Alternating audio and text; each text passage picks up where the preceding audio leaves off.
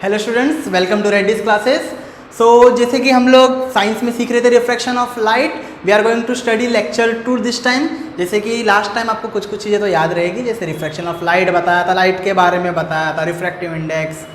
तो वैसे मैंने रिफ्रैक्शन ऑफ लाइट का एक बार डेफिनेशन एक बार गो थ्रू कर रहे थे, change in the direction of light while going from one transparent medium to the another transparent medium. तो ये तो आपको याद आता ही होगा। चलो डिजिटल व्यू में थोड़ा सा देख लेते हैं ना आप।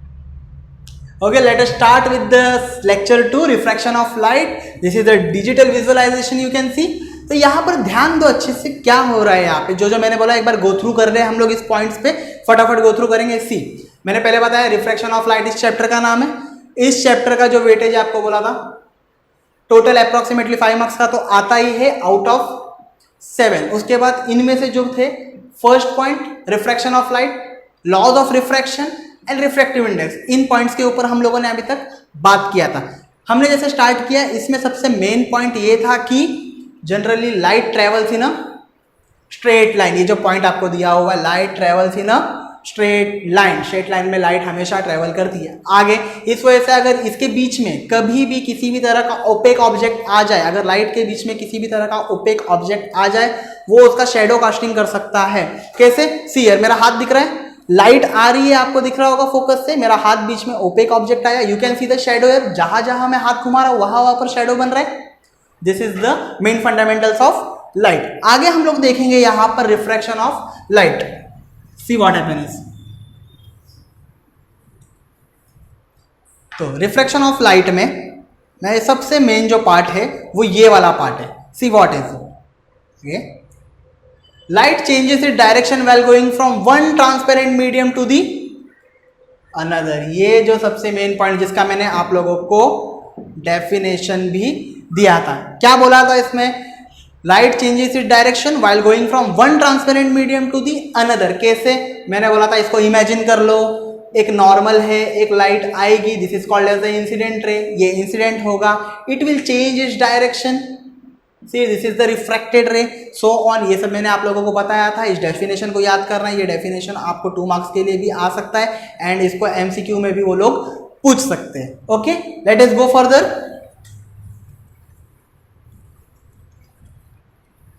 Okay, this is called as the glass slab experiment. Glass slab experiment ये जो है सबसे इंपॉर्टेंट है आपके प्रैक्टिकल बेसिक्स के लिए। ये वाला जो आता है प्रैक्टिकल में, ये वाली चीज आती ही है आप लोगों को, ये चीज पूछते ही। लास्ट टाइम मैंने इसको बताया नहीं था, मैं आप लोगों को अभी सिखा रहा हूँ ये वाले के बारे में। क्या होता है इसमें, ध्यान दो अच्छे से। You will be given a glass. Glass का स्लैब आता है, कांच का पूरा सा एक रेक्टेंगुलर शेप का टुकड़ा होता है, वो ग्लास स्लैब आपको दिया जाएगा। सी एपरेटस क्या क्या मिलेंगे आप लोगों को इसमें? सबसे पहले मिलेगा आपको एक ग्लास स्लैब, एक वाइट बोर्ड मिलेगा। वाइट बोर्ड भी दे सकते हैं और वाइट शीट भी दे सकते हैं। एक वाइट कलर की प्लेन शीट होगी, वो आपको साथ में देंगे। They will be giving you some pins, इसके साथ आपको पिन भी दिया जाएगा। This is the usual apparatus इसके अंदर यूज किया जाता है। तो सबसे पहले आप लोग क्या करोगे इसके अंदर? सबसे पहले आप लोगों को करना कुछ नहीं है। फर्स्ट थिंग कि आप लोग लोगे उस शीट को, पहले शीट ले लोगे और उसके ऊपर उस ग्लास स्लैब को प्लेस कर दोगे। तो देखो ये जो PQRS आपको दिख रहा है, it is none other than the glass slab. ये जो ग्लास लिखा हुआ है, it is the glass slab. देखो refraction of light passing through a glass slab सीख रहे हैं हम लोग। इसमें होता क्या है? यूजुअली जैसे मैंने पहले बताया था, this is the imaginary line, you take something as a normal. ये नॉर्मल लाइन है, you can see this normal line. करना कुछ नहीं है आप लोगों को, ग्लास स्लैब रख दिया, उसका आउटलाइन बना लेना है। ग्लास स्लैब को उठाकर रख देना है, फिर से आउटलाइन बना दिया, कुछ नहीं करना है। एक नॉर्मल लेना है। नॉर्मल सबसे पहले आप लोग PQ के ऊपर खींचोगे। See the wordings what is given. The first refraction occurs when light rays enters the glass from air at N। तो मैंने आप लोगों को फिर से 2 चीज बताई थी। हमारे पास यहाँ पर एयर मीडियम है और एक है glass medium. Rarer medium to ये ग्लास के अंदर की चीज जो है वो डेंसर मीडियम है। यहाँ पर होता क्या है? फर्स्ट रिफ्रैक्शन में आप लोगों ने सबसे पहले ये पॉइंट मार्क कर दिया, N बना लोगे स्केल से। उसके बाद you will take the protractor. Protractor ले करके उसमें आप एंगल्स लोगे। The angle could be what? 30 degree, 45 degree and 60 degree, इसके एंगल्स पर आप लोग वर्क करोगे। अब होता क्या है इसमें, ग्लास लैब एक्सपेरिमेंट है, सबसे इंपॉर्टेंट है। प्रैक्टिकल में अगर आपका लक होगा तो यही आपको आएगा। Late us see what happens. तो सबसे पहले मैंने ये सब एपरेटस ले लिया, रख लिया, ग्लास लैब बना दिया, रख दिया है, निकाल दिया है, नॉर्मल भी बना लिया है। नाउ व्हाट, सबसे पहले ये सब होने के बाद मार्किंग दे दो, QRS मार्किंग दे दिया, N बना लिया, लाइन बना दी, प्रोटेक्टर रखा इस लाइन पर, एंगल ले लिया, यू कैन टेक एनीथिंग 30, 45 और 60। Let us see for 30 degree के एंगल पर मैंने यहाँ पर एक लाइन खींच दी। सबसे पहले मैंने ये जो लाइन है इसको एज इट इज, जैसे ये दिख रही है वैसे इसको खींच दिया है। अब क्या, ये जो है जो खींचा गया है it is called as the I incident ray, रख दिया, करना कुछ नहीं है। प्रोटेक्टर हटा दो, ग्लास स्लैब लगा लो। इस साइड से, इस ऑपोजिट साइड से आप लोगों को अभी देखना है। क्या देखोगे, क्या देखोगे एक्चुअल में, यहाँ पर ये जो A पॉइंट है और ये जो B पॉइंट है, यहाँ पर आप लोगों को अटैच कर देना है पिन को। सेफ्टी पिन्स आती है उनको आपको बस ऐसा अटैच कर देना। जिससे अटैच करोगे ग्लास स्लाइड के ऑपोजिट साइड से जैसे आप देखोगे, you will see the same pin in the direction. आपको जहां पर वो पिन स्ट्रेट लाइन में दिखते हुए आएगी, कुछ करना नहीं है। यहाँ पर एक C पॉइंट, यहाँ पर एक D पॉइंट को ले लेना है, दैट्स इट। 2 पॉइंट ले लिया, यहाँ पर भी एक पिन C पर अटैच करना है, एक पिन D पर अटैच कर देना है। क्या करना है, यहाँ पर भी आप लोगों को डाल देना है पिन। ग्लास स्लैब निकाल दिया, हटा दिया, कुछ नहीं, इस लाइन को बस यहाँ से यहाँ तक ड्रॉ कर दो, C और D के लाइन को पिन हटा करके, वो भी हो गया, ये भी हो गया। कुछ नहीं करना, जहाँ पर लाइन एंड हो गई वहाँ पर फिर से एक नॉर्मल बना लो, उसका नाम को चेंज कर दो, गिव इट M, आपको N मिल गया, आपको M मिल गया। Do what, do nothing. करना क्या है, बस आप लोगों को यहाँ से लेके यहाँ तक के इस लाइन को कनेक्ट कर देना है, ज्वाइन कर लेना है। तो क्या मिलेगा आप लोगों को, this was the incident ray 30 degree, you will get some as refracted ray, whatever the degree it would be, जो भी रहेगा उसको आपको डाल देना है, डेट सेट। उसके बाद रिफ्रैक्शन ऑफ लाइट में आप लोगों को यहाँ पर फर्स्ट इंसिडेंट, लाइट बाहर भी जा रही है, ई। अब बोलोगे सर आपने इंसिडेंट सिखाया था, आपने रिफ्रैक्टेड सिखाया था, व्हाट इज दिस ई? ई का मतलब होता है एमरजेंट रे, ई का मतलब होता है एमरजेंट रे। तो लेट अस गो थ्रू क्या हुआ, कहाँ कहाँ पे फर्स्ट रिफ्रैक्शन कैसे टुक पार्ट हुआ देखते हैं। The first refraction occur when light रे enters the glass from air, दिख रहा है, एयर से PQ साइड पर N से जाते हुए पहले गया। Second refraction occurs when light enters air through glass at point M, air through glass at point M। यहां पर सेकेंड रिफ्रैक्शन हो गया किस पॉइंट पर, M point on line SR। For the first refraction हम लोग ने एंगल ऑफ इंसिडेंस को I ले लिया, सेकेंड के लिए I1 ले लिया।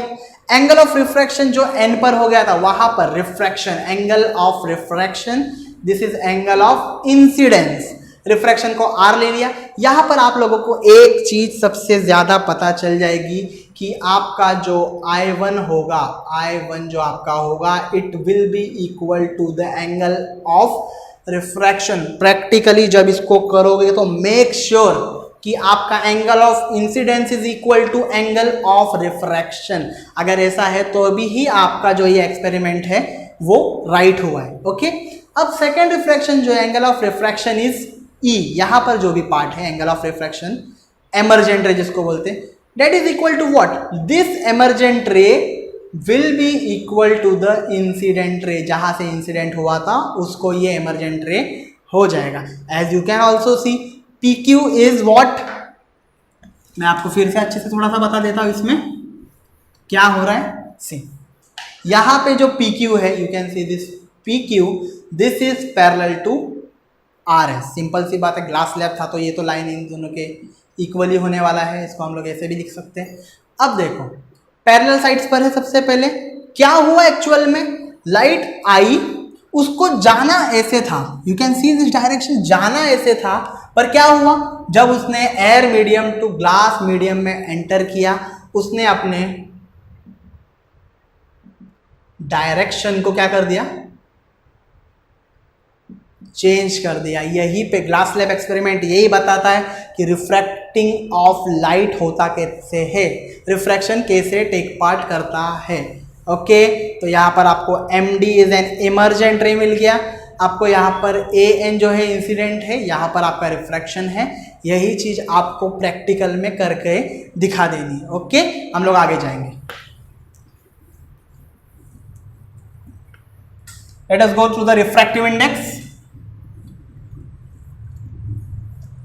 तो रिफ्रैक्टिव इंडेक्स जो होता है, क्या होता है, मैं आप लोगों को बता देता हूं। सबसे पहले यहां पर रिफ्रैक्टिव इंडेक्स को मैं पूरा टेक पार्ट करने से पहले मैं आपको लॉज ऑफ रिफ्रैक्शन पे थोड़ा सा लेके चलता हूं। लॉज ऑफ रिफ्रैक्शन में हम लोगों ने क्या बोला था, the incident ray, the refracted ray and the normal, all the three lie in the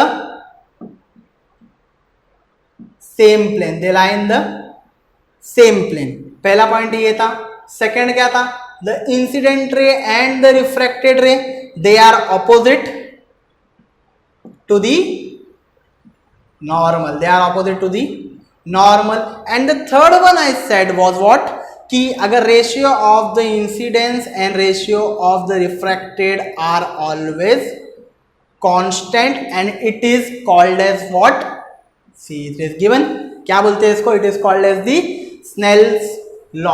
okay, यहां पे जो कांस्टेंट n है वो और कुछ नहीं है, आपका क्या है, refractive index of second medium with respect to the first medium. इसको साइंटिस्ट स्नेल्स ने बताया था, इसलिए इसको हम लोग स्नेल्स लॉ कहते हैं।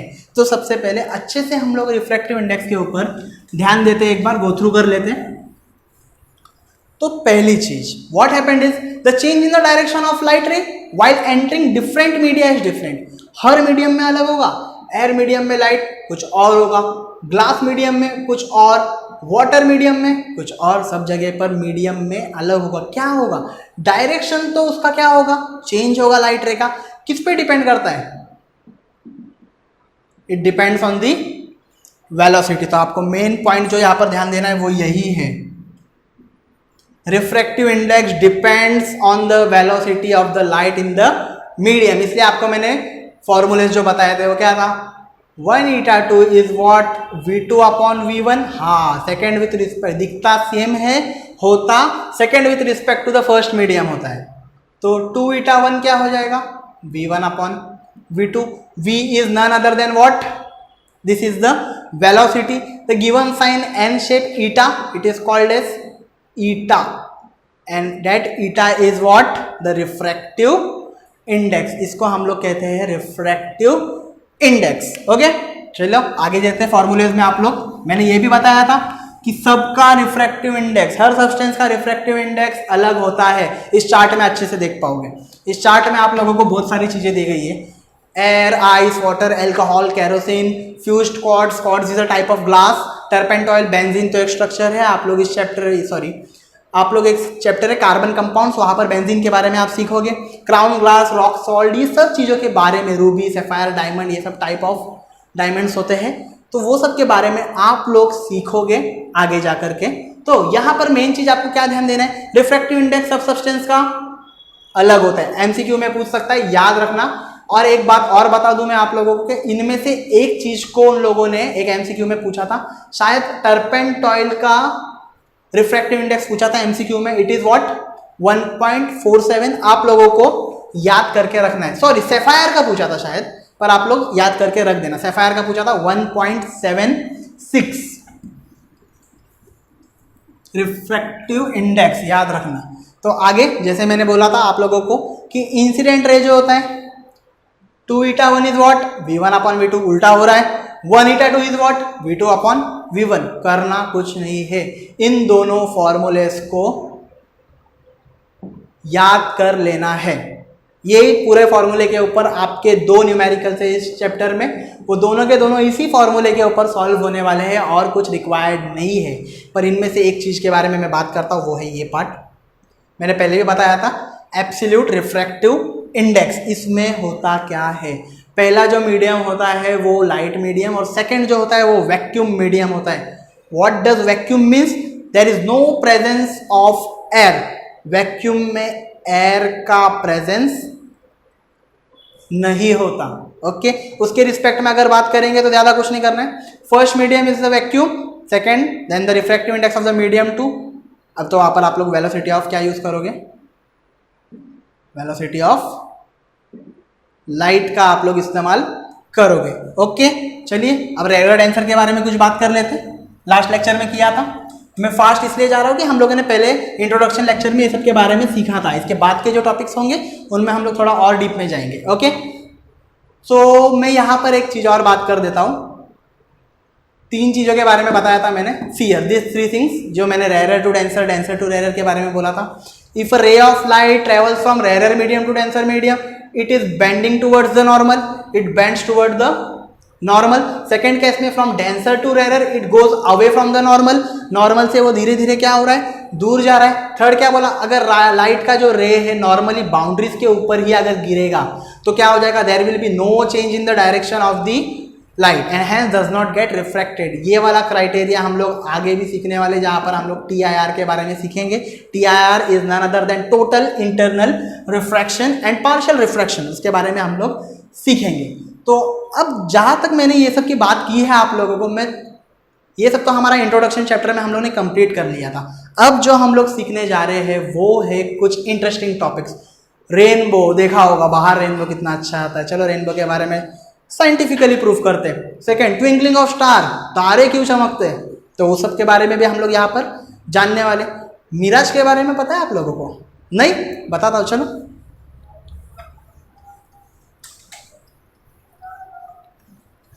You can see the topic twinkling of star.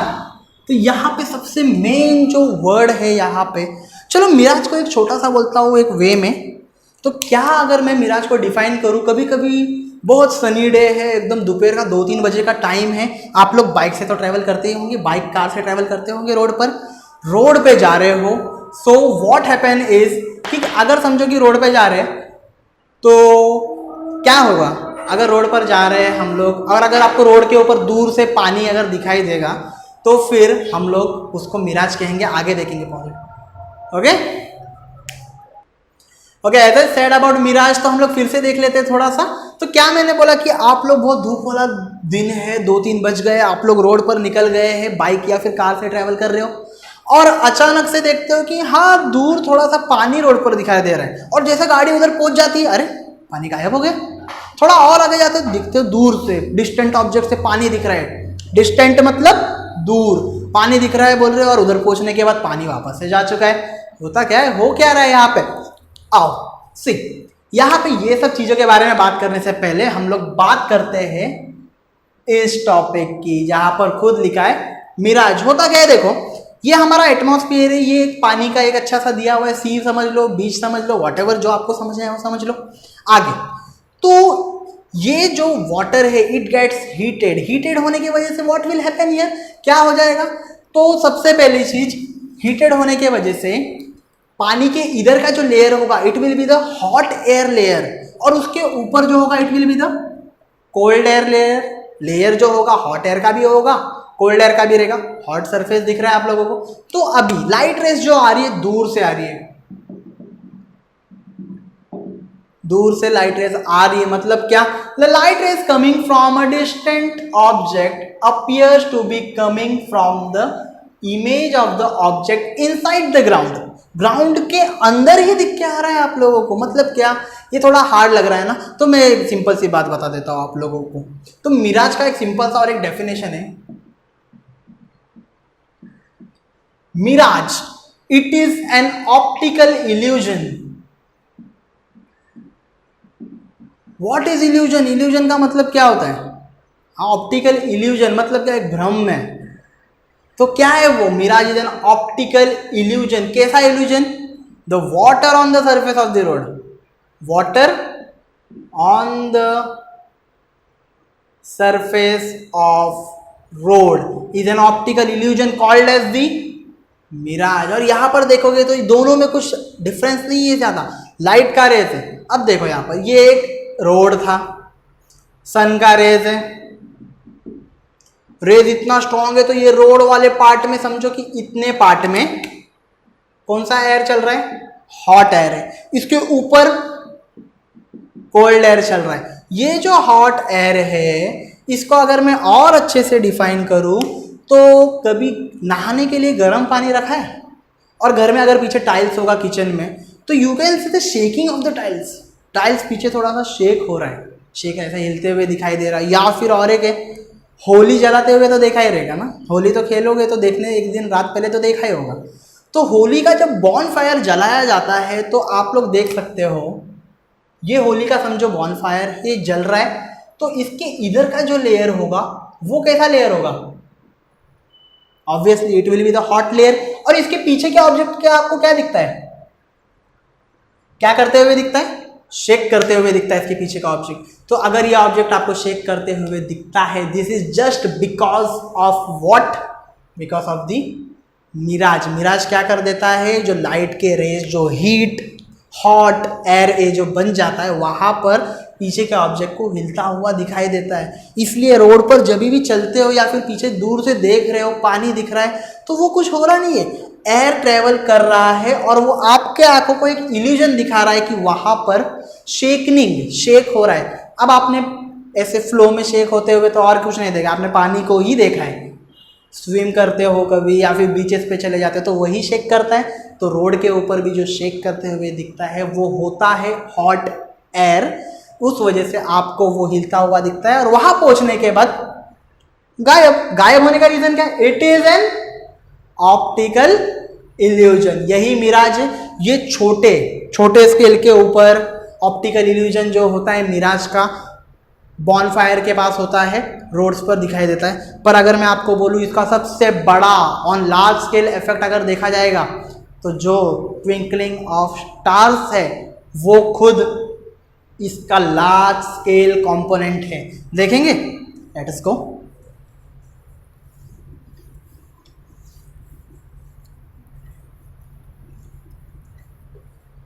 Topic twinkling of star.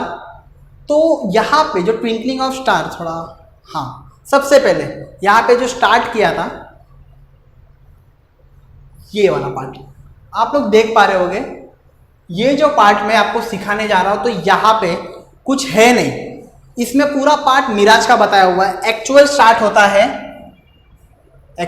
होता है आपका यहां से।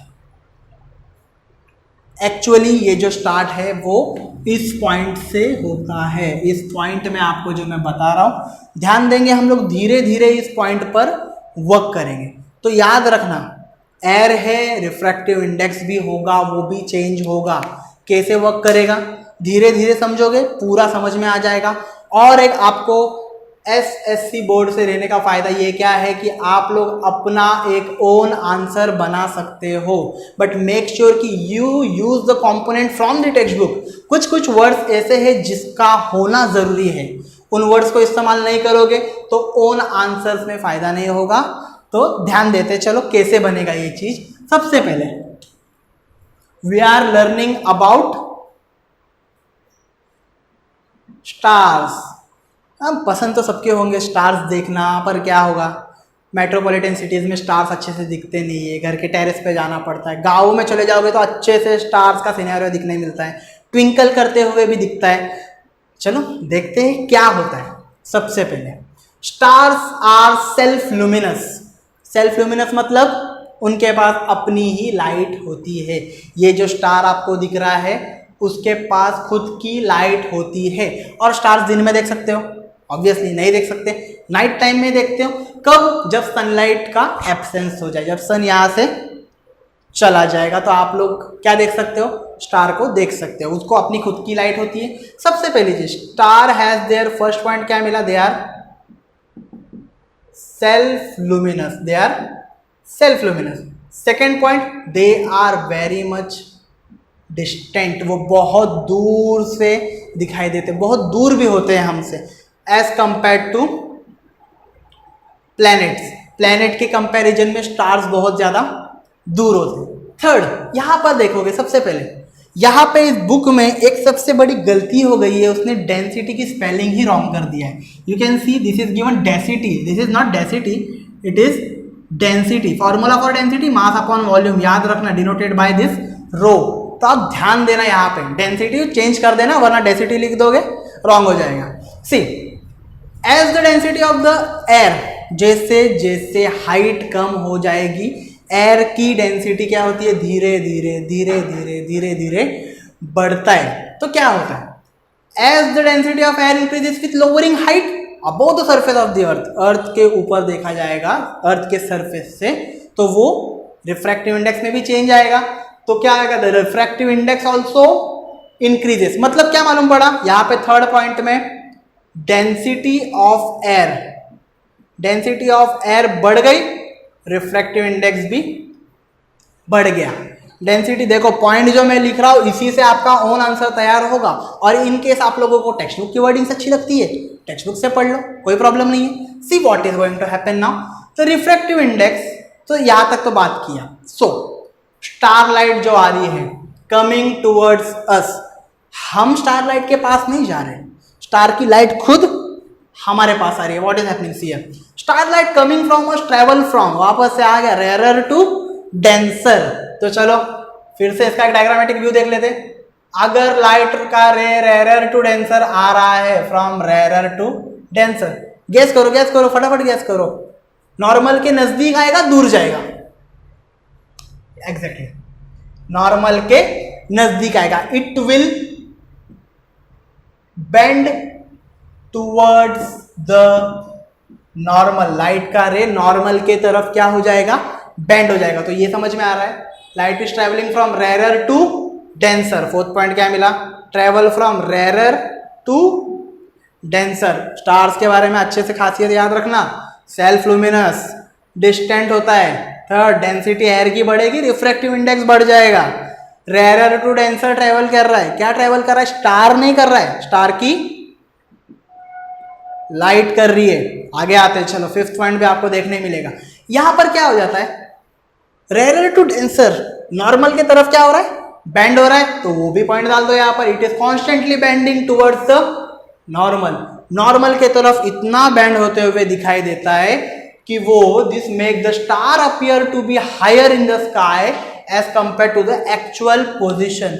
और यहां पर एक और नई चीज बनती है, क्या बनती है, उसका एपेरेंट पोजीशन बन जाता है। उसके एक्चुअल पोजीशन से जो उसका एपेरेंट पोजीशन होता है, ये देखो ये स्टार एक्चुअली यहाँ पे है, पर रिफ्रैक्टिव इंडेक्स में बार बार चेंज, हाई हो रहा है, वो सब होने की वजह से रेयर टू डेंसर आ रहा है। तो आपको ये जो एपेरेंट पोजीशन है वो थोड़ा सा क्या दिख रहा है, स्टार से हायर दिख रहा है। लिखा है ना, make the star appear to be higher in the sky as compare to the actual position. तो फिफ्थ पॉइंट क्या मिलेगा, रेयर टू डेंसर आने की वजह से क्या होता है, स्टार अपीयर हायर, हायर दिखता है आप लोगों को एक्चुअल पोजीशन से, एक्चुअल पोजीशन से। और जो हायर दिखता है उसका नाम क्या है, एपेरेंट पोजीशन, उसका नाम है एपेरेंट पोजीशन। आगे देखते हैं चलो। तो यहां पे आगे जो है हम लोग ध्यान देंगे, see apparent position of the stars के ऊपर, एपरेंट पोजीशन ऑफ स्टार के ऊपर ध्यान देंगे। तो यहाँ पे क्या है, apparent position of the star keeps changing a bit, बार बार थोड़ा थोड़ा धीरे धीरे वो चेंज करता है। तो आपके माइंड में आ रहा होगा ना कि सर अगर ये चेंज कर रहा है तो उसका कुछ ना कुछ क्या होगा, रीजन तो ऑब्वियसली होगा ही। तो क्या है रीजन, देखते हैं। Motion of the atmospheric air, सबसे पहले मोशन ऑफ एटमॉस्फेरिक एयर, ऊपर जो एयर का मोशन है इट इज नॉट स्टेबल, वो स्टेबल नहीं है। पहला पॉइंट ये क्लियर होता है। सेकेंडली रीजन क्या है, उसका डेंसिटी, मतलब जो रिफ्रैक्ट एटमॉस्फेरिक एयर है उसका डेंसिटी भी चेंज होता है और साथ में ऊपर का टेम्परेचर भी चेंज हो जाता है। तो बार बार रिफ्रैक्टिव इंडेक्स चेंज होता है सबके वजह से। क्यों, रिफ्रैक्टिव इंडेक्स किसके ऊपर डिपेंड है, वेलोसिटी ऑफ लाइट के। तो लाइट की वेलोसिटी भी एयर से आ रही है ना, ऊपर से नीचे आ रही है, रेयर टू डेंसर आ रही है, हवा चल रहा है, लाइट के डायरेक्शन में चेंजेस आ रहा है, ये सब के वजह से क्या हो जाता है, रिफ्रैक्टिव इंडेक्स भी कंटिन्यूअसली चेंज हो जाता है। तो और एक पॉइंट क्या मिला, refractive index changes continuously. Okay, and the star appears to be, अभी देखो यहाँ पे ये जो पार्ट है आपको यही देखना है, तो इसमें कुछ बताता नहीं है वो, ये जो लाइन दी गई है इसमें कुछ नहीं बोला है, बस इतना ही बोलता है बार बार ये चेंज हो रहा है। क्या चेंज हो रहा है? एटमॉस्फेरिक एयर चेंज हो रहा है, डेंसिटी चेंज हो रही है, टेम्परेचर चेंज हो रहा है, रिफ्रैक्टिव इंडेक्स चेंज हो रहा है, ये सब चीज बार बार यहाँ पे। अब ये सबको एक ही वर्ड देता जो आपके टेक्स्ट बुक में नहीं दिया हुआ है, वो वर्ड क्या यूज करता हूं मैं? See, mobility of the air. एयर की मोबिलिटी कांस्टेंट नहीं है, इस वजह से ये प्रॉब्लम आ रही है। इस वजह से ये प्रॉब्लम नहीं है, ये प्रॉब्लम क्या कर रहा है? स्टार को कभी क्या करता है? यही कभी स्टार को ब्राइट कर देगा तो कभी स्टार को डिम कर देगा। ये ब्राइट होना, डिम होना, ब्राइट होना, डिम होना, और ये होते होते आपको जो स्टार है वो कैसा दिखता है? Star appears to be twinkling, चमकता हुआ दिखता है। तो रीजन अच्छे से ध्यान दो खुद का बनाने के लिए। First of all, stars are self luminous, they are distant from, they are distant. Third, their density of air increase होगी, रिफ्रैक्टिव इंडेक्स इंक्रीज हो जाएगा, रेयर टू डेंसर ट्रेवल करता है। उसके बाद star appear higher actual position, जैसे जैसे actual position से थोड़ा ऊपर होता है, मतलब अपरेंट ऊपर है, जिसके बारे में बात किया। फिर बार बार चेंजेस आ रहे, तो चेंजेस क्या है रीजन होने का? एटमॉस्फेरिक एयर में चेंज हो रहा है, density, temperature, refractive index change कर रहा है कंटिन्यूसली। इन सबको मैंने एक अच्छा सा नाम दे दिया, mobility of the air is not constant. यही वर्ड यूज कर लो ना इसकी जगह पे, आंसर इजी बन जाएगा थोड़ा सा। इस वजह से क्या होता है? लाइट बार बार कभी ब्राइट हो रही है, कभी डिम हो रही है, इस वजह से आपको स्टार कैसे नजर आता है? ट्विंकल करते हुए नजर आता है। ओके, आगे देखेंगे अभी हम लोग।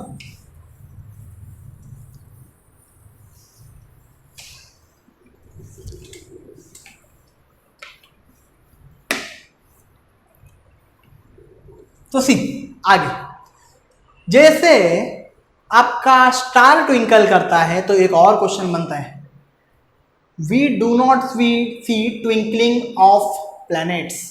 प्लैनेट ट्विंकल क्यों नहीं करता? सबसे बड़ा रीजन है, इसका रीजन क्या है? स्टार जितना दूर है प्लैनेट उतना दूर नहीं है, प्लैनेट उतना दूर नहीं है। This is because planets are much closer to us as compare to star, जो मैंने बोला उसने पहले लिख दिया यहाँ पे। आगे, therefore do not appear as a point source but appears as a collection of point source. Point source का वो एक टाइप का कलेक्शन है, इस वजह से सबसे पहले स्टार सेल्फ लुमिनस होता है, प्लैनेट्स आर नॉट।